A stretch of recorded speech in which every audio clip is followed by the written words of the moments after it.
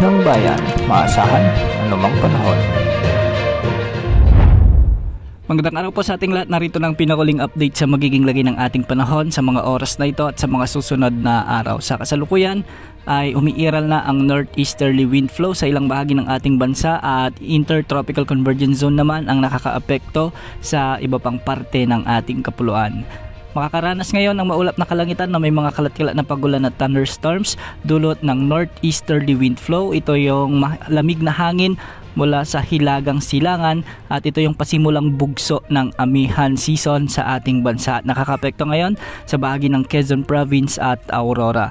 Dahil dito, posible pa rin ang banta ng mga biglang pagbaha o pagguho ng lupa kung may mga katamtaman at minsan ay malalakas na pag-ulan. Samantala, Intertropical Convergence Zone o ITCZ naman ang nagdadala ng maulap na papawirin na may mga scattered rains o kalat-kalat na pagulan at thunderstorms sa Western Visayas, sa may Negros Island Region, Central Visayas, Zamboanga Peninsula, Northern Mindanao at Palawan. Kaya ang mga lugar na ito ay makakaranas din ng mga minsan ay katamtaman hanggang sa kung minsan ay malalakas na pagulan na posibleng magdulot ng mga biglang pagbaha o pagguho ng lupa. Samantala, ganito rin ang weather system na nakakaapekto sa nalalabing bahagi ng Visayas at Mindanao, kaya magdadala rin ng bahagyang maulap hanggang sa maulap na papawirin na may mga tsansa ng mga kalat-kalat na pagulan at thunderstorms, kaya posible pa rin ang banta ng mga biglang pagbaha o pagguho ng lupa, lalo na kung may mga umiiral na severe thunderstorms. Samantala, dahil pa rin sa northeasterly wind flow, asahan din ang bahagyang maulap hanggang sa maulap na kalangitan na may mga isolated rain showers and thunderstorms sa Cagayan Valley, Ilocos Norte, Apayao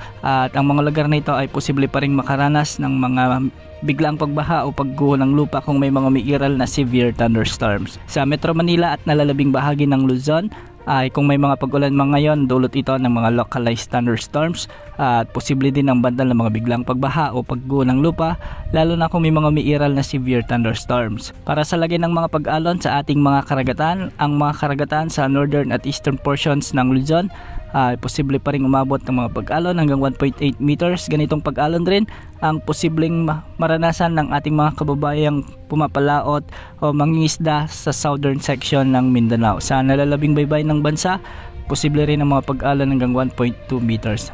Samantala, patuloy pa rin nating minomonitor ang bagyo sa labas ng ating area of responsibility. Ito ang bagyong may international name na Halong at ngayon ay isa na itong typhoon category. Huli itong namataan sa layong 2,005 kilometers, silangan hilagang silangan ng extreme northern Luzon. Taglay na nito ngayon ang lakas ng hangin na maabot sa 120 km per hour malapit sa gitna at pagbugsong maabot sa 150 km per hour. Kumikilos ito ng pakanluran hilagang kanluran sa bilis na 10 km per hour. Base sa mga pagtataya ay hindi naman ito nakikitang papasok sa ating area of responsibility at wala ring magiging epekto sa anumang bahagi ng ating bansa. Wala rin tayong namomonitor na bagong nagbabantang LPA o bagyo na posibleng pumasok sa ating PAR sa susunod na 3 hanggang 5 araw. Yan muna ang latest sa lagay ng panahon. Ito po ang weather update ng bayan. Maasahan anumang panahon.